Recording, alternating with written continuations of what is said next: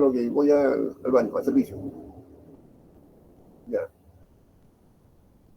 Y cuando regreso, veo que mi amigo estaba cuchareando mi lomo saltado, ¿no?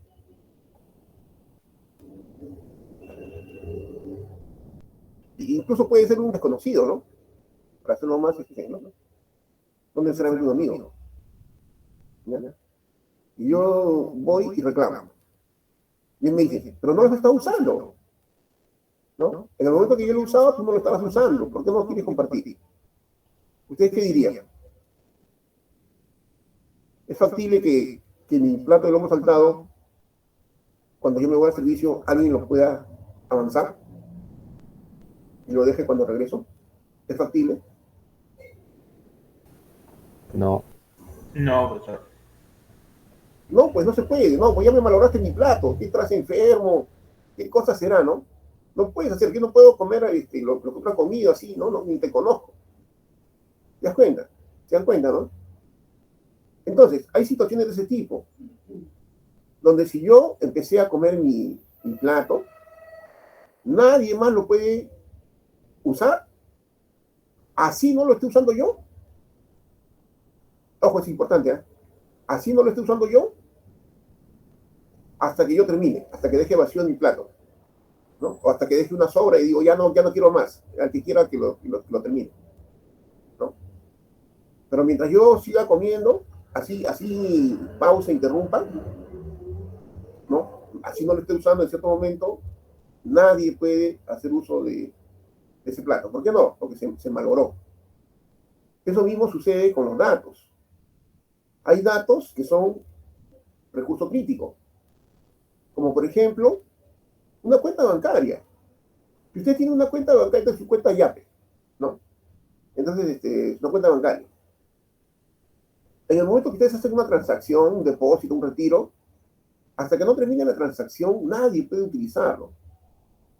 Hasta que el sistema me diga conforme, ya listo. Y de ahí ya puedo, ¿no? Supuestamente otra persona utilizarlo. Es decir, yo puedo tener una cuenta mancomunada con mi esposa, por decir algo, a nombre de los dos. Y si los dos vamos a una agencia separadas, coincidimos, yo deposito 100, ¿no? Y otra persona retira 300. Y yo no estoy al tanto de lo que está haciendo el otro.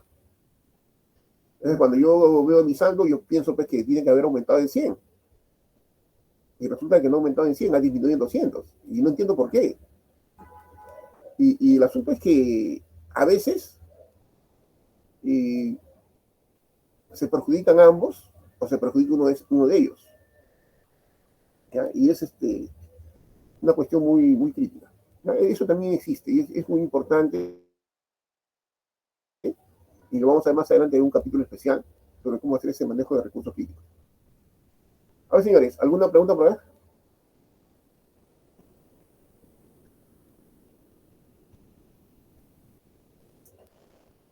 A ver, ¿la memoria se puede compartir?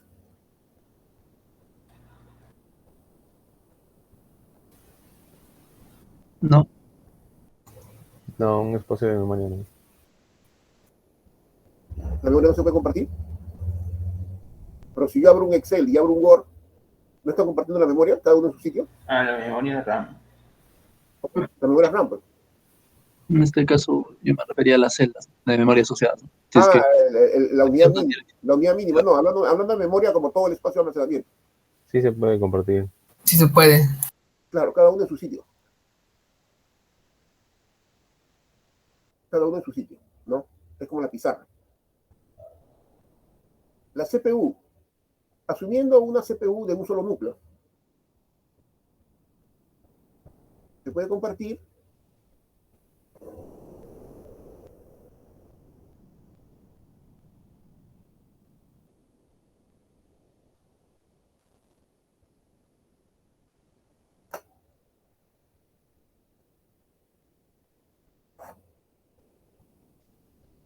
Dicen,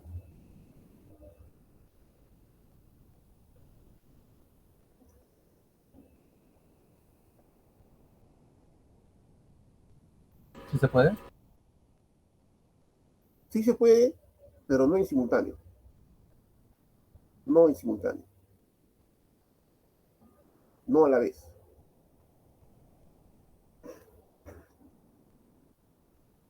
Y así.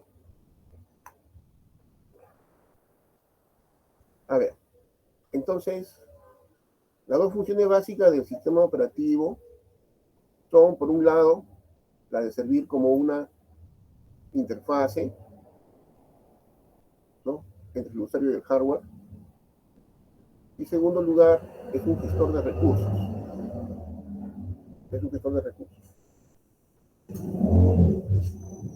Otra tarea que es vital también,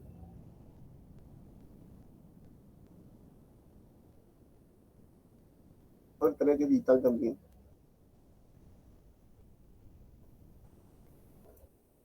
mira, podemos darlo como una tercera opción,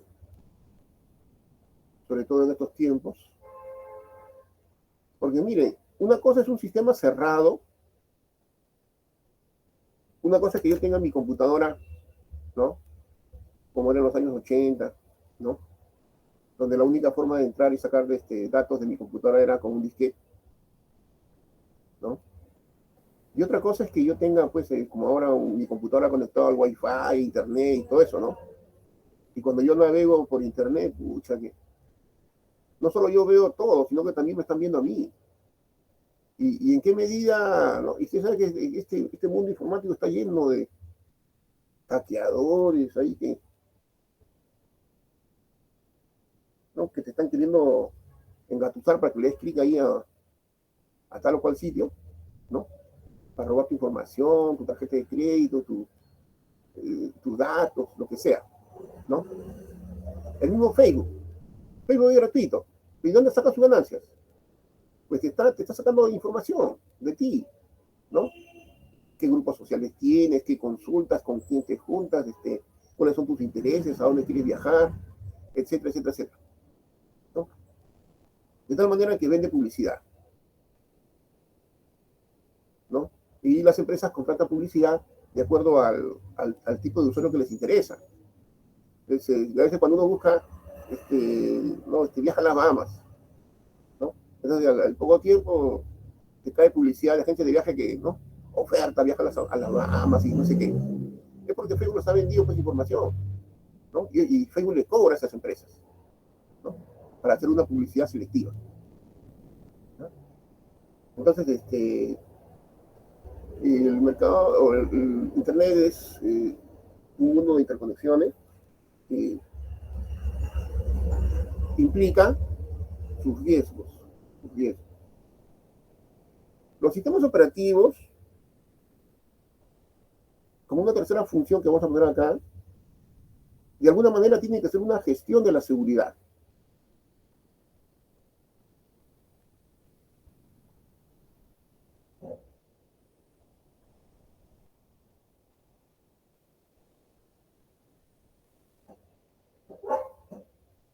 En entornos compartidos.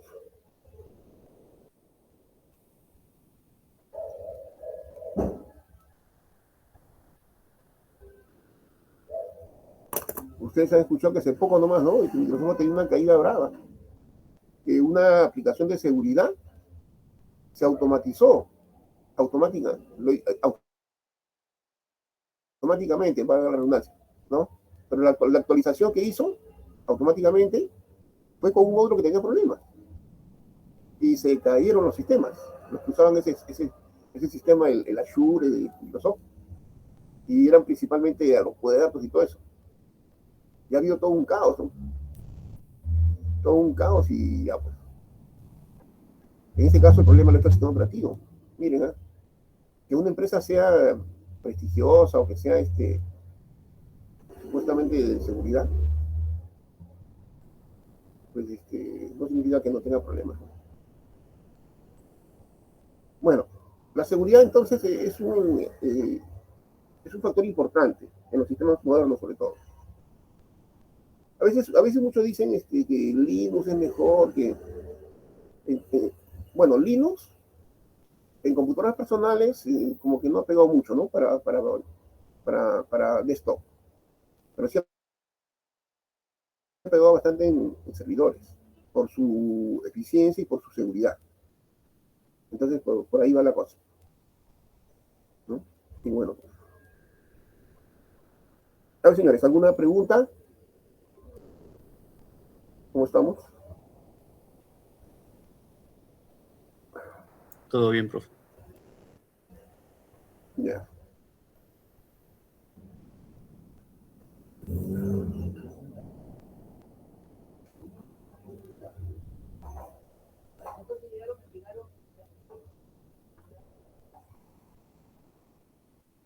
A ver, hacemos un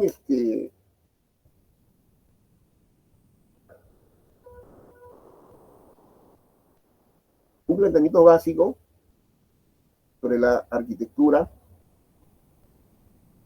de un sistema operativo.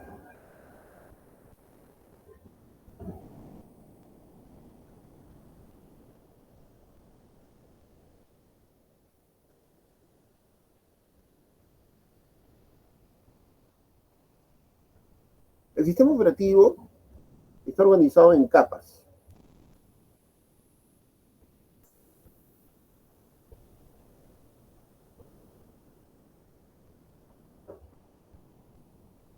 En donde vamos a tener una capa central, que es importante,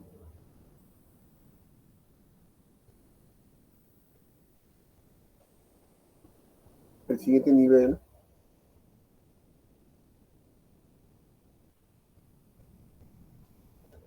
bueno, vamos incluso a poner uno más, ¿no? El núcleo principal, el core, ¿no?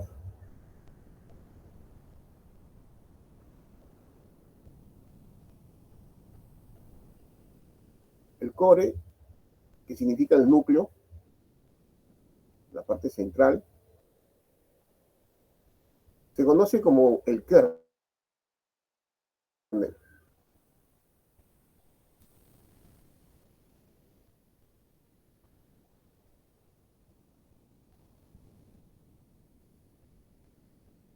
El kernel. Este núcleo central contiene todas las funciones de bajo nivel, aquellas que hacen uso directo del procesador, de la memoria, de los dispositivos de entrada, salida, ¿no? Es el más bajo nivel, el que tiene ya el contacto puro y duro con el hardware. ¿Ya? Ahí están todas las rutinas, pero las más detalladas. ¿Ya? Y ese kernel es la base del sistema operativo. Si el kernel falla, pues todo está mal. ¿Ya? Ese es el núcleo. Miren que Linus Torvalds, el que hizo el Linux, él lo que hizo fue diseñar un kernel. Un kernel, pero que lo copió pues de lo que era el Unix. No, aparte hay una historia ahí. ¿No? Se hizo todo un kernel y cuando vio que era sólido, ya lo soltó para que los demás pues añadieran capas, ¿no? Después del kernel, ya, bueno, esto va a depender también de los diversos tipos de sistema operativo. Hay arquitecturas bien elaboradas, ¿ya? Pero aquí hablando panorámicamente, el kernel, ¿ya?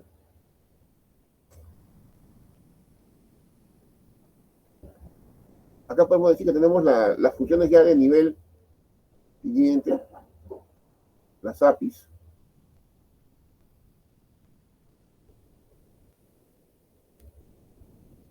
Y acá tenemos el shell, la caparazón, el interfaz. Y acá ya tenemos las aplicaciones.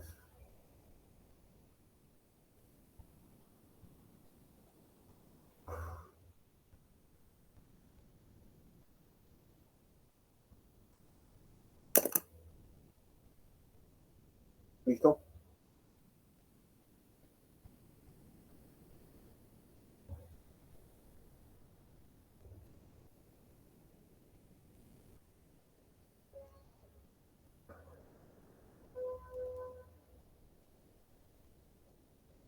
Ya, entonces, en esencia tenemos esa jerarquización.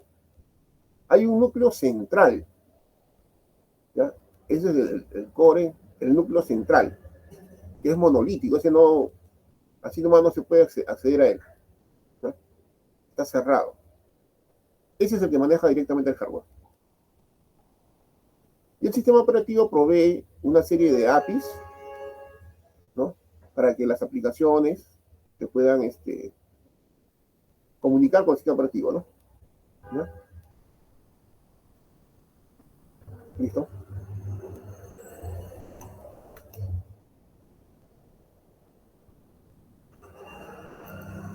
A ver.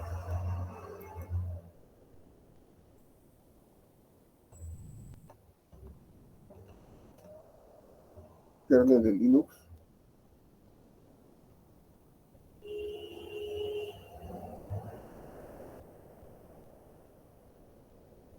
Bueno, hay cosas bien avanzadas, obviamente, ¿no?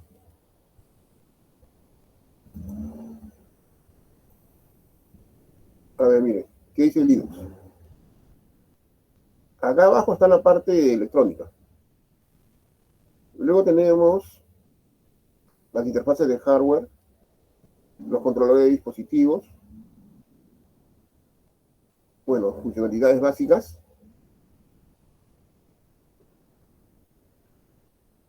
A todo esto es el kernel.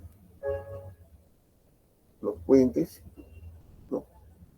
Modelos, hilos, memoria virtual, sistema virtual de archivos, los espacios de usuario, sistema de procesamiento, memoria, almacenamiento, networking y uno de interface.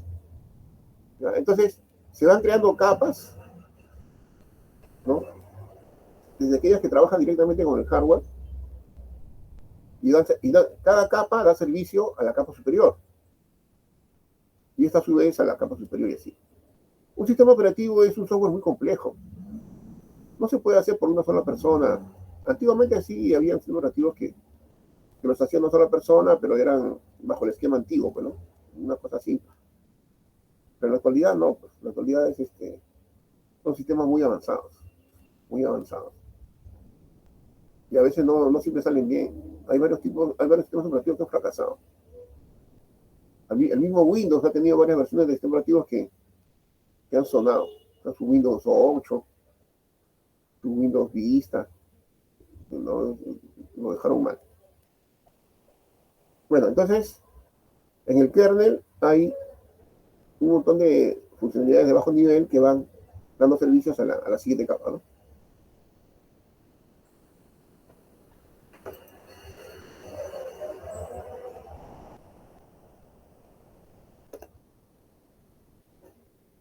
En el caso de Windows,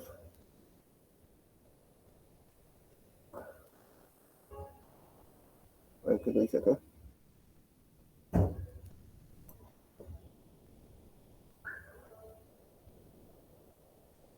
Hay un kernel runtime que abstrae el hardware y ahí empiezan los módulos que hacen ya un manejo lógico, ¿no?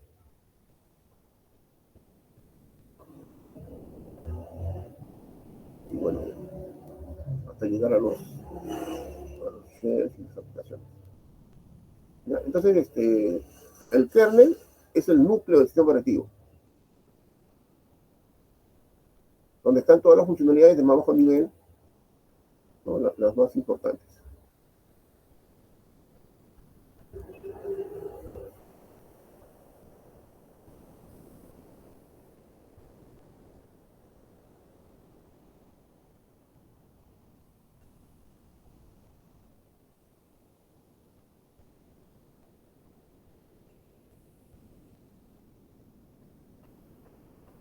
A ver, vamos a hablar un poco sobre la evolución de los sistemas operativos, que es acorde a la evolución del hardware.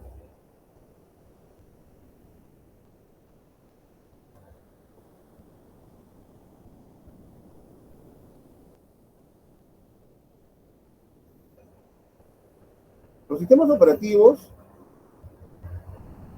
no necesariamente tuvieron las características que se tienen actualmente, sino que han ido avanzando a medida que el hardware avanzaba.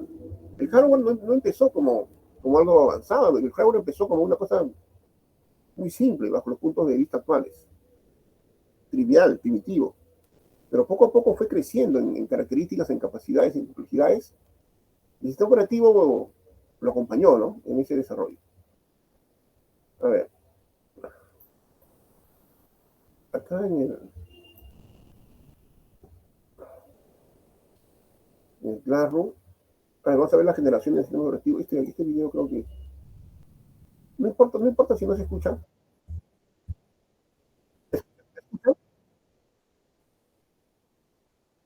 No se escucha, ¿no? No. Profesor. No se importa, escucha. eso lo ven ustedes después. Lo que quiero solamente es aprovechar, porque acá se mencionan algunas computadoras. Acá llama la generación cero a unas computadoras pues, de los años 40, después de la Segunda Guerra Mundial, que eran tremendos armatostes, ¿no? Y que eran máquinas, miren, de gran complejidad, pero de muy poca potencia. Muy poca potencia. Y estas máquinas no se programaban con programas, se programaban a mano prácticamente,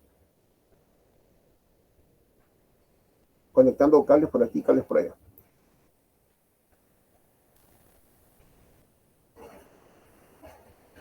Después de una primera generación, en los 50, ¿no?, se tuvo lo que se llama un monitor residente. Cuando hablamos de monitor,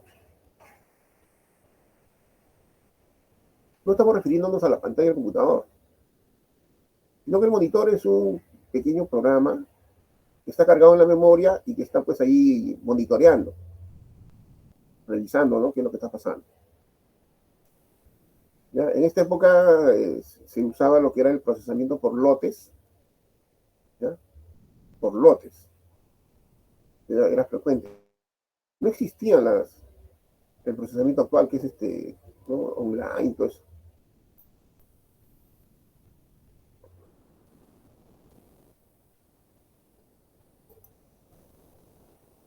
En los años 60 fue que las computadoras ya empezaron un poco a hacerse más prácticas, de tal manera que aparecieron ya versiones comerciales, ¿no? O sea que ya se ofrecían a la venta a las empresas que pudieran pagarlas. Obviamente eran empresas ¿no?, con mucho dinero, obviamente, ¿no?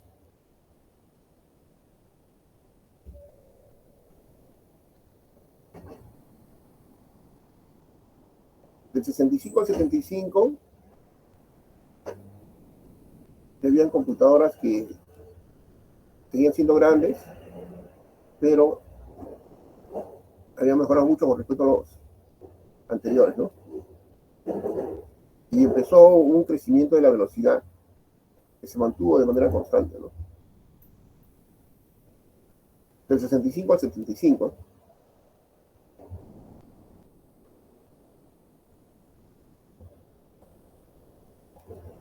Entonces, los computadores de aquella época eran pues tremendamente grandes y todo eso, ¿no? A partir del 75 ya empieza lo que es una nueva era, que es la era de las computadoras personales, ¿ya? Entonces, vamos a separar la historia en dos etapas. La primera es antes de las computadoras personales, que no, pues, yo lo he vivido. Cuando yo ingresé a la universidad en el año 81, ¿cuánto tiempo ya? Había una computadora IBM 4331.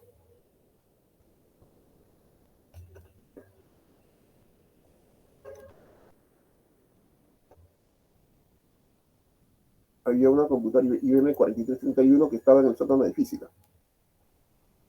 Y era una computadora relativamente moderna, ¿no? Todo esto era la CPU, parecía un congelador, ¿no? Una impresora que hacía una bulla horrible. Y las terminales, Las terminales parecen computadoras, pero no son computadoras. Son solo pantalla y teclado, nada más. Y esto de acá, que está a la izquierda, parece que es una unidad de disco duro, un tambor de disco duro. ¿Ya? En aquellos tiempos se usaba todavía las unidades de cinta para el procesamiento del lote, y en algún momento antes de eso se usaban las tarjetas perforadas. La cosa más primitiva que ustedes pueden imaginar.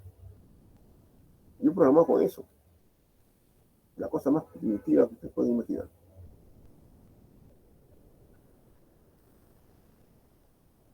Incluso, esto de acá, por ejemplo, esto es una memoria. Una memoria. Que al principio se fabricaban así. No eran circuitos integrados, eran, ¿no? Estas son las memorias de núcleo. Entonces, estas memorias de núcleo magnético, no sé si podemos verla,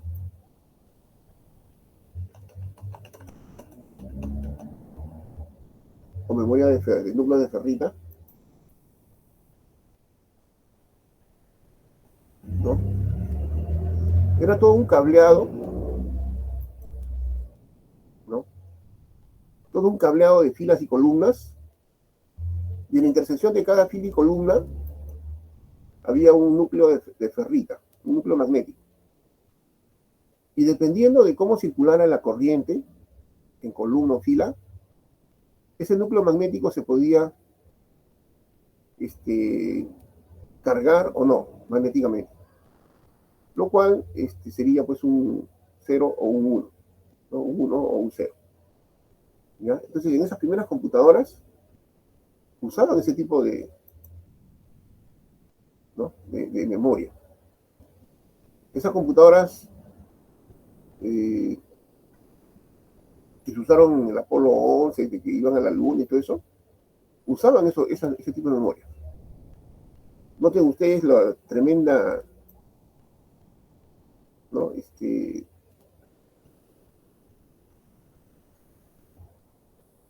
La tremenda elaboración que hay que hacer acá. ¿Y todo para qué? Para que esa memoria tenga unas cuanto, un K de tamaño, 1024 bytes. ¿Y cuánto costaba en aquella época? Pues $100,000, qué sé yo. ¿No? Entonces, pero así empezó.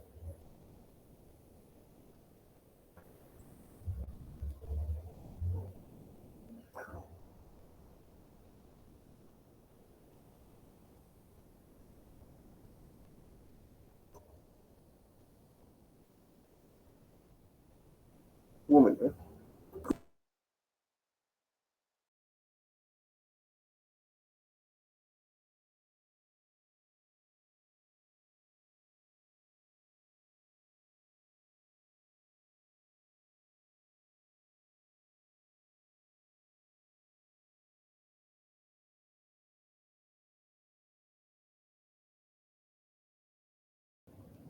Bueno, entonces, como decíamos, distinguimos las computadoras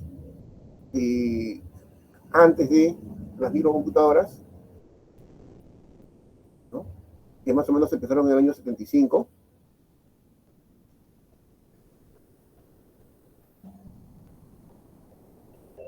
Entonces podemos decir que hay dos etapas, ¿ya?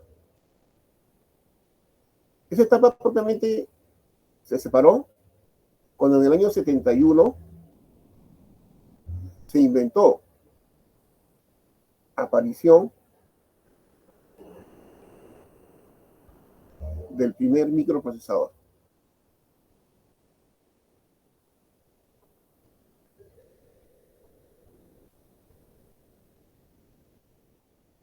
El Intel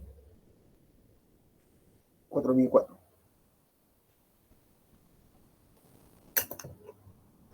Antes de el primer microprocesador, el Intel 4004, que era un procesador de 4 bits,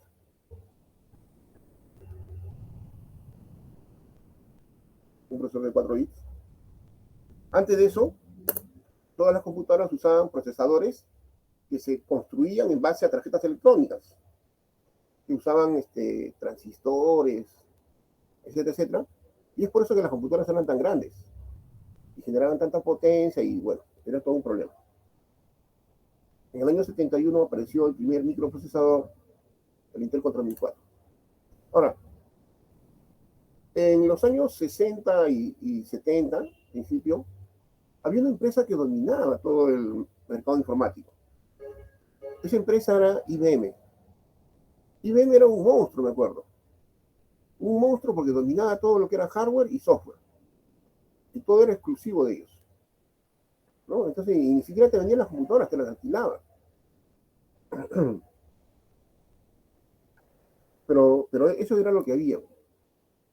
Ahora, en aquellos tiempos aparecieron también los sistemas operativos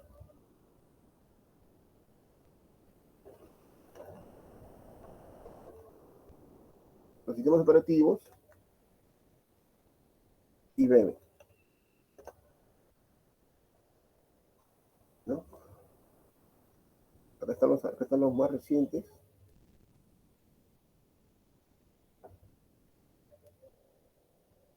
Pero han habido sistemas operativos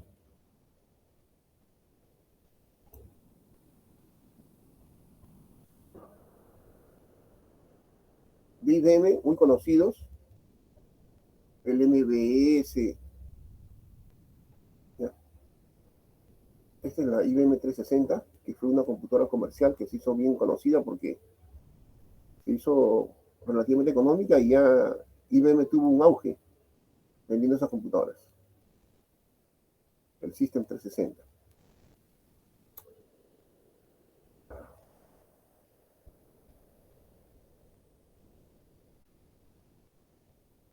Pero bueno, lo interesante es que estos mainframe eran computadoras que tenían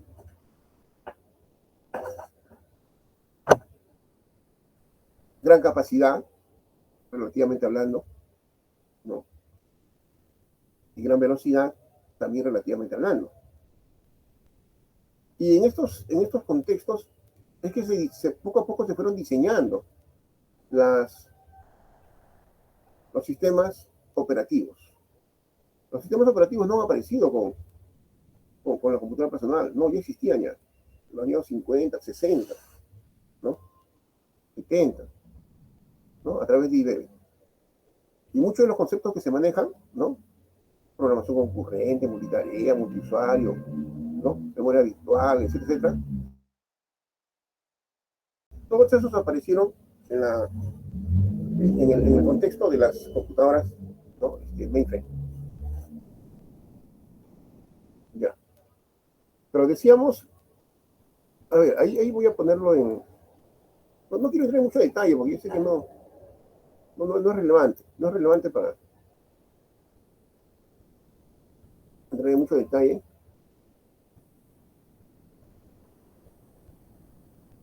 Pero en esencia, todo lo que era IBM, ¿no?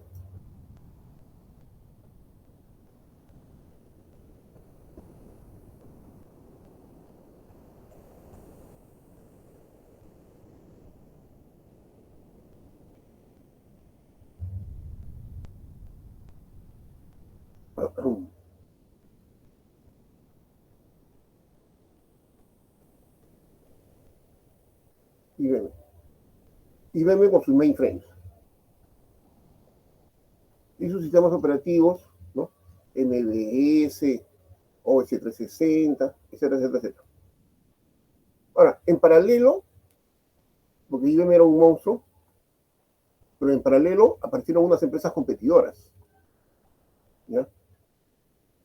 Que eran, bueno, varias, Digital Equipment, Burroughs Corporation. Ellos sacaron las mini computadoras. Esas computadoras eran más pequeñas que los mainframes, pero eran más baratas y eran muy prácticas, ¿ya? Pero obviamente no eran IBM y no podían hacer nada de lo que es IBM. porque IBM era un monstruo que acaparaba todo. Acá tenemos el PDP y etc. Y es en este contexto, como estas computadoras se vendieron bastante en las universidades norteamericanas, europeas, se desarrolló el sistema operativo Unix. Unix. El sistema operativo Unix fue un sistema operativo para mini computadoras independientes de IBM, que tenía sus propios sistemas operativos, y fue muy popular, pero en entornos académicos. Ahora, en el 71 aparece el primer microprocesador, y esto posibilitó que el hardware se vuelva más asequible, relativamente hablando, ¿no?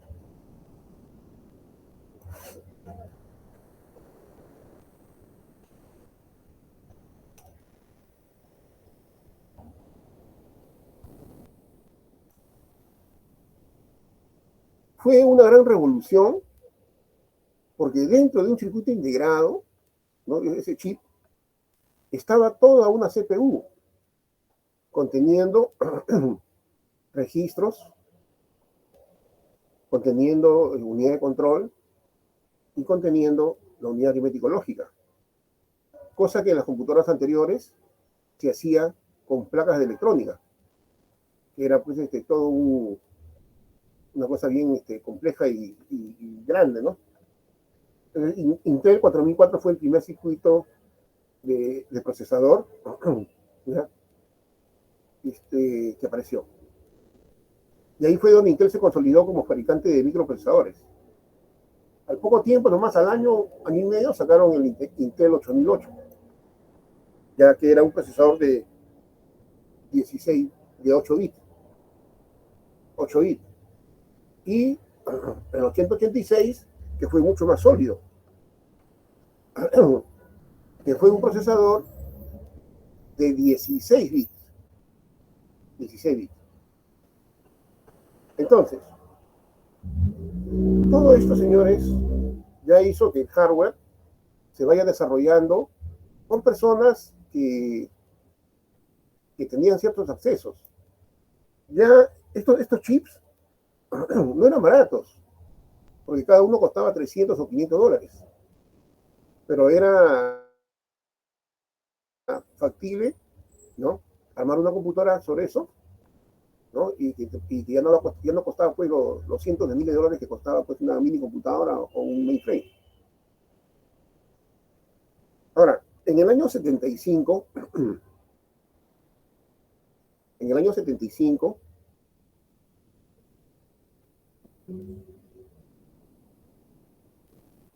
apareció la Altair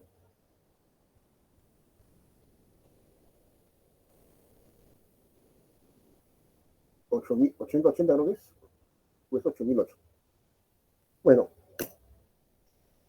el Altair 8008 es interesante porque este fue un producto que vendió una revista de electrónica.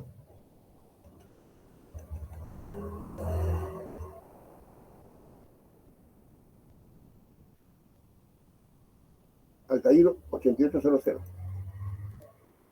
¿Qué será? El Altair 8800.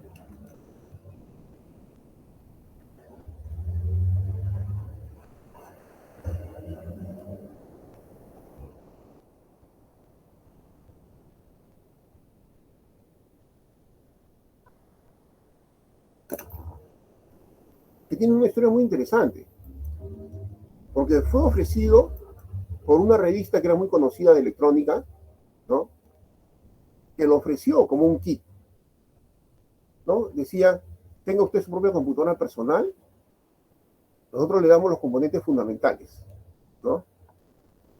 Los componentes fundamentales. Y creo que todo te va a costar, ¿cuánto? 300, 500 dólares, algo así. Cosa que no había antes. No había antes. ¿Ya?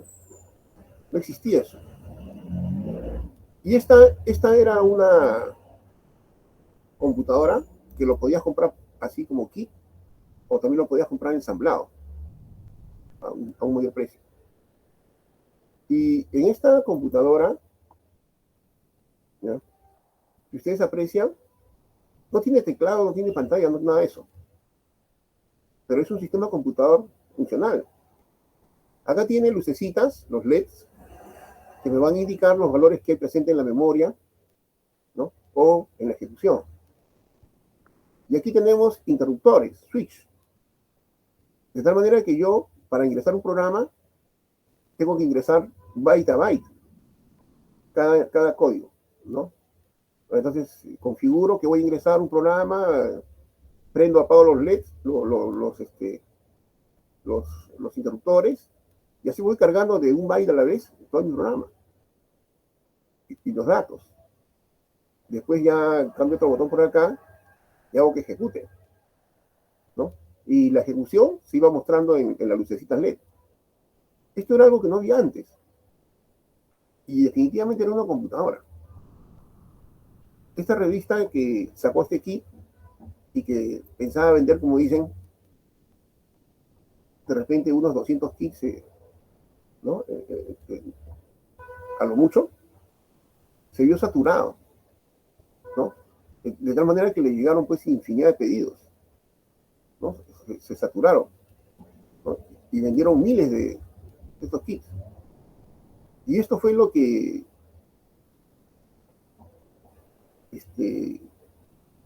catapultó, digamos, ¿no? La ayuda de la computadora personal. El mismo Bill Gates, ¿no?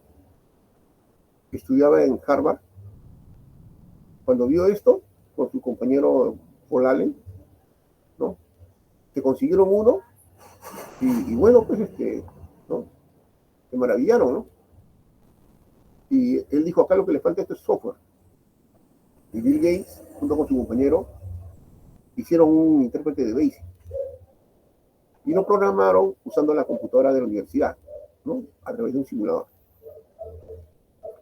Luego se lo ofrecieron al dueño de la empresa y el cual se los compró, ¿ya?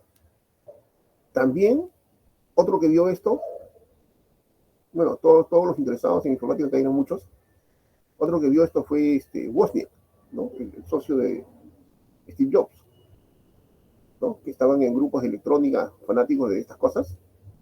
Se consiguieron uno, lo destaparon y vieron que era, ¿no? Asequible. Y ahí fue donde Steve Wozniak dijo, yo puedo diseñar uno igual o mejor, ¿no? Y su amigo, perdón, Steve Wozniak, ¿no? Y su amigo Steve Jobs ya pues lo animó más, ¿no? Y ahí hizo la sociedad y bueno. Al año, 2 años, sacaron la Apple One. Bueno, este computador personal, que es una cajita nada más, como ustedes ven, ¿no? Pero es un computador. Y aparte tenía interfaces que eran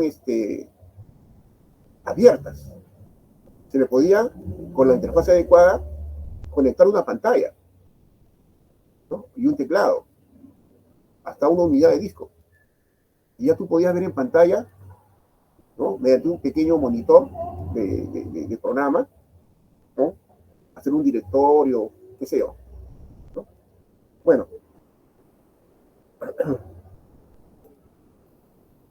es muy interesante, ¿no? Este fue el que catapultó todo ese interés. Ahí Steve Wozniak, al año siguiente nomás, diseñó su Apple One, ¿no? Que lo hizo casi como un prototipo. Pero su Apple One tenía pues teclado y tenía pantalla. Pero era un prototipo que demostró que era factible. Y al poco tiempo nomás, al año, sacó su Apple II, que ya fue el revolucionario. El revolucionario porque ya tenía todo, pantalla, teclado, lectora. Y eso es en el año 77, ¿no? Miren qué rápido se disparó todo, ¿no? Y ahí empezó todo, ¿no? Empezaron las empresas a hacer computadoras personales de 8 bits y todo eso. Ahora bien, En el año, esto se masificó tremendamente y empezaron a aparecer las computadoras personales cada vez más y más avanzadas. Y en el año 81, justo el año que yo empecé la universidad, en el año 81, IBM, que era el monstruo de las grandes computadoras, se dio cuenta que esto estaba en crecimiento. Y dijeron, no nos podemos quedar fuera. Y en el año 81, en agosto del 81, IBM sacó su IBM PC. La primera computadora personal, pero de IBM. ¿Ya? Cuando IBM se metió a este rubro, ya las computadoras personales se volvieron más serias. Porque como IBM era una empresa súper reconocida, ya pues entonces decía que si IBM está aquí es porque esto ya tiene futuro. Ahora, no sé si ustedes ya han visto toda la historia, ya han leído sobre Bill Gates, ¿no? En la época de las primeras computadoras personales, hubo un sistema operativo que se hacía para esas computadoras personales. Ya, y ahí creo que podemos poner por escrito esto.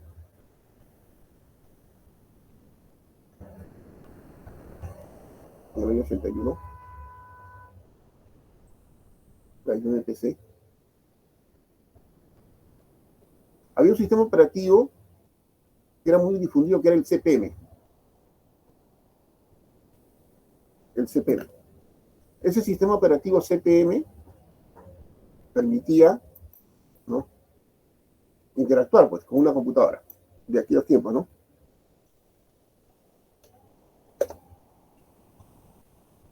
¿Ya? El CP/M me daba la opción de manejar directorios. Claro, uno tenía que escribir los comandos y todo eso, ¿no? Todo ahí era texto. Uno escribe los comandos, da enter y aparece el resultado. Pero el CP/M fue un sistema operativo muy exitoso en ese breve periodo.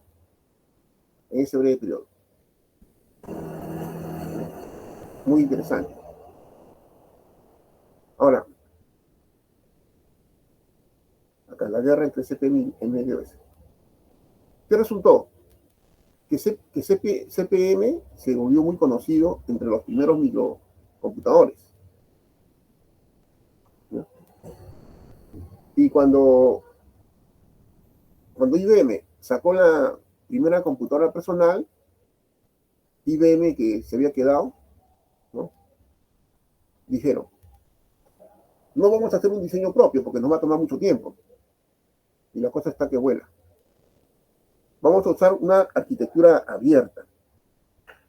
O sea, vamos a usar componentes que están en el mercado, ¿no?, con conectores que están en el mercado. O sea, una computadora de arquitectura abierta. Esa fue la decisión de IBM para poder reducir los tiempos de desarrollo, ¿no? Decisión que al final los enterró ellos.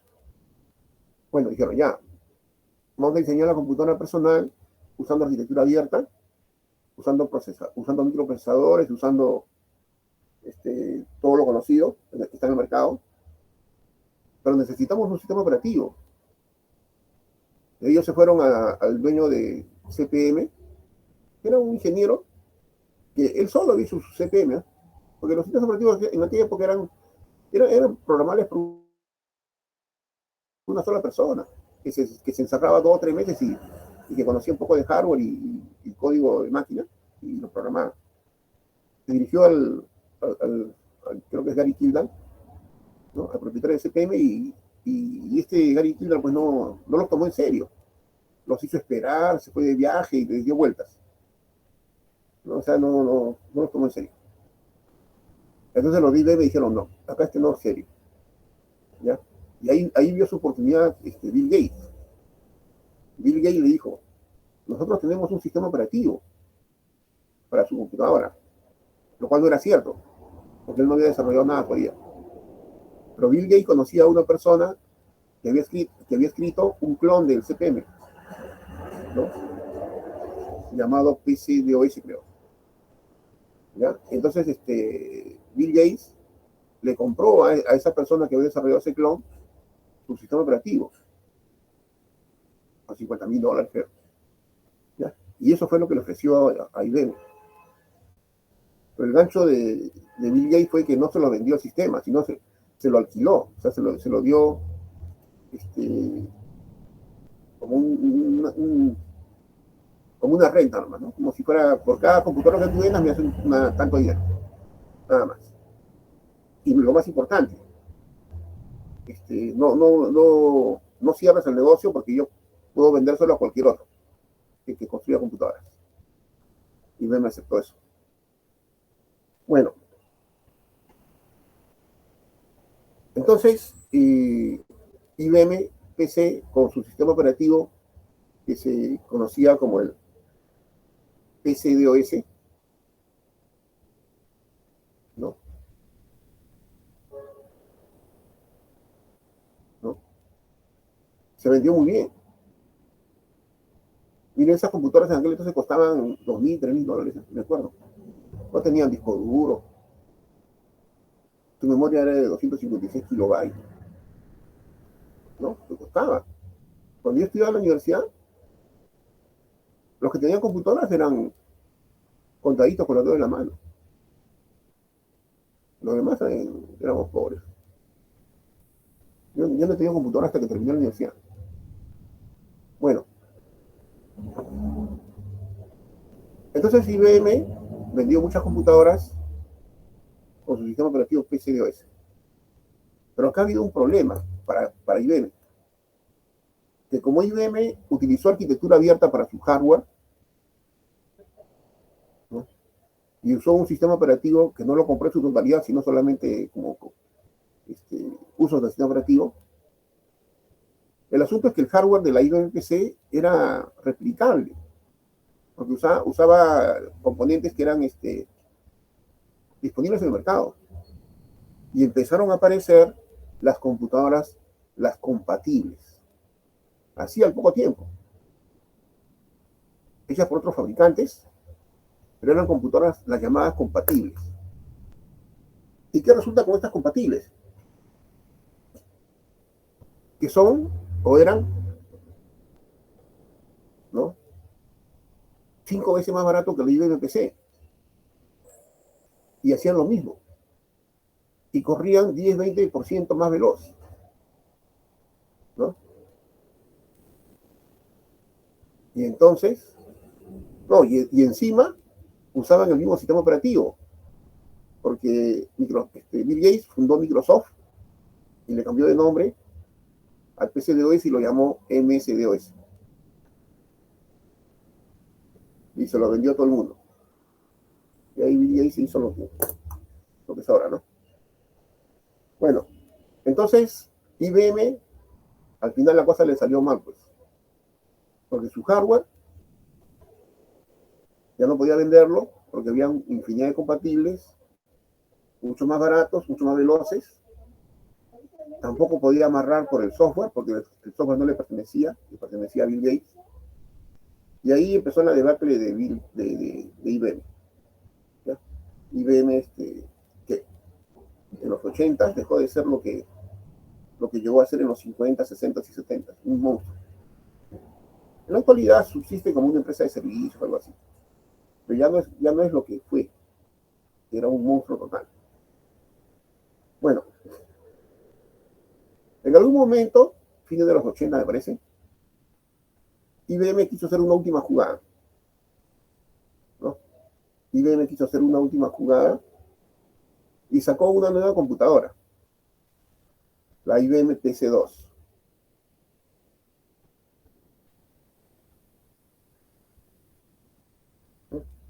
La IBM PC-2. Pero esta IBM PC-2 ya no era de arquitectura abierta, sino que era de arquitectura cerrada, usando componentes de IBM. Y además le desarrolló un sistema operativo propio de IBM, que era el OS2, ¿no? La IBM PC2 con su sistema operativo OS2. A ver, vamos a ver esa IBM PC2.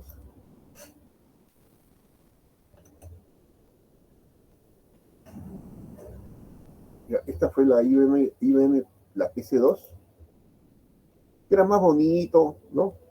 Aparentemente más compacta, pero era bien cara. Y lo peor de todo es que era propietario, o sea que no podías poner el repuesto de otra, ¿no? Que usaban las compatibles, todo era propietario. ¿Ya? La PC1, la PC2, ya estabas amarrado, IBM. Y para esta máquina le sacaron un sistema operativo que era el OS2. El OS2 era un sistema operativo gráfico, ¿no? El OS2, y que era también interesante, ¿no? Pero que lamentablemente fue muy pretencioso, muy pesado, complicado, que solo corría en IBM, etcétera, etcétera, etcétera. Al final, tanto la máquina como el sistema operativo fracasaron.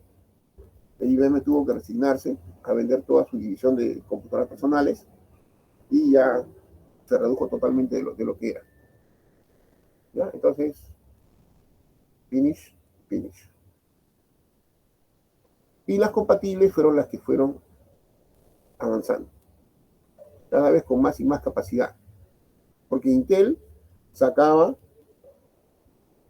cada año, cada 2 años, una versión mejorada de microprocesador, ¿no? Había sacado el Intel 8086 de 16 bits, después sacó la 186, la 286, la 386, la 486, y así. En esa época, cada año, 2 años nos cambiaban de computadora, ¿no? Y costaba, ¿no? Y había que actualizarse, pero era caro, era un problema. Bueno, entonces esto fue cambiando, cambiando, cambiando, pero ya Microsoft se centró en el software, en el software. En cierto momento, aparte, Apple se mantuvo independiente. O sea, no sacó compatibles, sino hizo su propia arquitectura y también hizo su propio sistema operativo. Y tuvieron problemas, qué sé yo, pero sobrevivieron. Ahora, en algún momento apareció el Windows.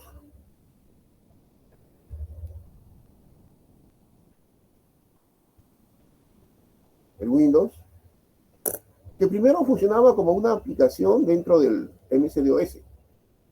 O sea, cuando ustedes tienen el MS-DOS, ¿no? Ustedes trabajan solamente con comandos, o sea, escritura.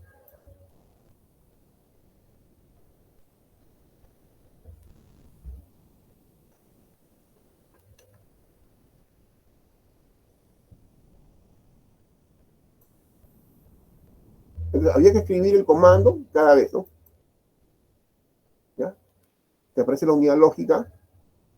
Es igual que cuando ustedes usan el monitor, ¿no? El de comandos del Windows, hacen directorio y todo eso. Entonces, así se trabajaba, en los años 80.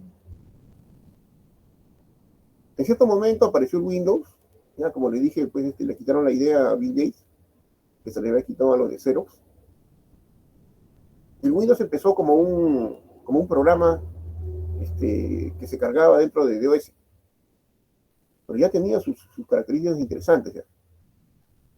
Y fue en el Windows 95 donde ahí la versión de Windows tomó control de todo el sistema. El Windows 95 ya no era un programa que se cargaba dentro del DOS, sino era un programa que se instalaba en la máquina, ¿no? Y cuando tú prendías la máquina te aparecía el logotipo del Windows 95. Y todo trabajaba en base ¿cómo se llama? Al sistema operativo. Ya fue el que consolidó totalmente al Windows. el Windows 95, que fue un buen sistema operativo, pero ya él tomó el control de la computadora. Bueno, pues y Bill Gates se volvió súper rico. ¿Ya? Aparte hay un desarrollo paralelo que es este propio de Linux, todo eso, pero ya podemos verlo en otro momento. No sé si tienen alguna pregunta, alguna observación. Hay muchos videos documentales en internet. Ustedes yo les recomiendo siempre que lo vean. Porque no todo, como ustedes ven ahora, existía pues hace 10, 15, 20 años atrás, o 30 años atrás.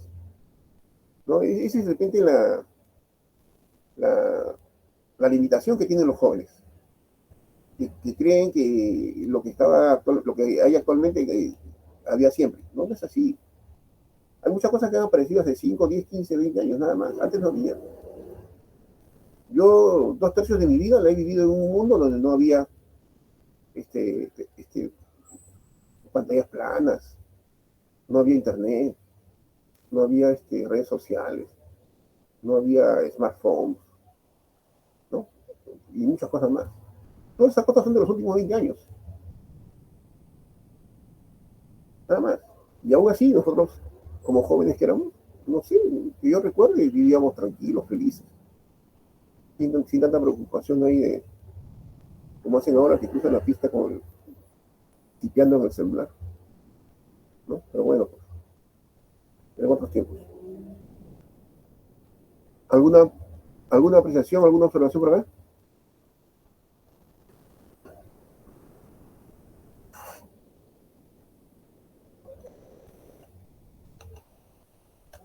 Ya, entonces vamos a tomar asistencia. Ya, entonces coloquen solamente su código de alumno nada más, ¿ya? En el chat y dan enter. Nada más que el código de alumno.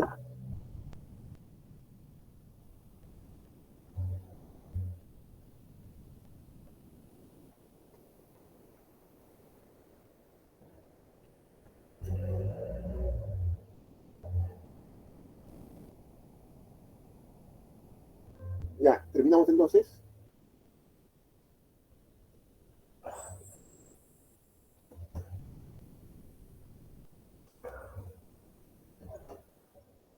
Ya.